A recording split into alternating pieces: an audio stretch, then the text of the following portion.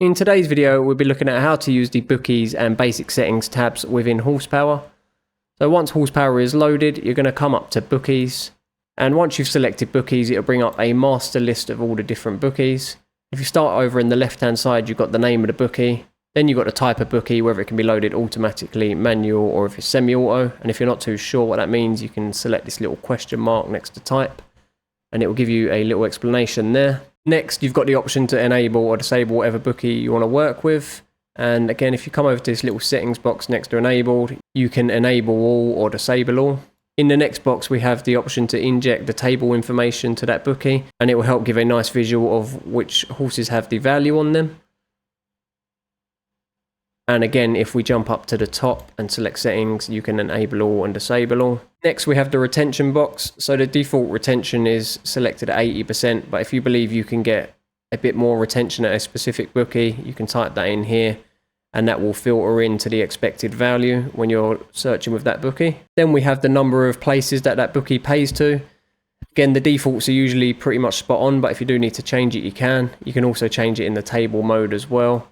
And then lastly, you've got the stake. And if you do want to search for a specific bookie, you can come up to the search bookies here. If you're looking for Labrooks, for example, you just start typing it in and you can work on it from there. Then you also have the option to hide disabled bookies. So if you select that, it will give you a nice visual of the bookies that you're working with. It's really nice and easy to use, and we'll move on and have a look at the basic settings. We'll come back up to the top and select settings. And today we're focused on race result and display, colors and mode views, and we'll go over these other tabs in a future video as they're slightly more advanced. So once we hit race result and display, you have a few options to change the table view. So we can change the maximum result showed in the table. Again, 12 seems to work pretty well. Maximum results per bookie selected at 3. If you're lucky enough to have a Betfair commission discount, you can put it in here. Then we have the default retention. As mentioned earlier, it's selected at 80% as that's a pretty good achievable number. Then we have the option to show the liquidity column in the table, so you can enable or disable that. And then we have start available bookies panel minimize. We can enable or disable that. And if we're ever using extra profit mode, we've got a round to the nearest stake here. That just helps stay under the radar a bit and not put in any suspicious stakes. And then you can also allow rounding up. So we'll move on to the colors tab. Firstly, we'll have the promo indicator color. So it's currently selected at yellow, and this will show in the race list. So any races you have promos on will have that color. You can change that as well to whatever you want. Then we have if the value is below your minimum threshold, it's currently selected at dark red, which works pretty well. And then if we come down even further, you've got the different modes here. So you've got qualifying mode, mug mode, fave versus field, and SNR. You can change the settings to suit your needs. But again, the defaults work really well.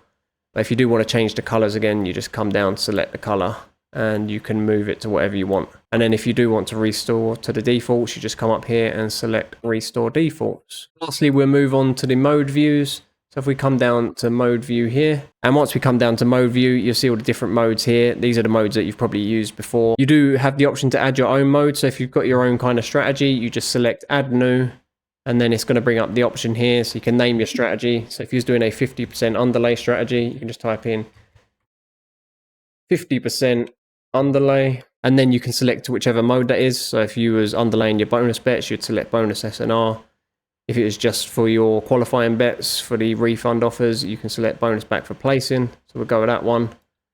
You do have the option to change the max and min odds as well. We'll leave that blank, but again, if you do want to change it, you can.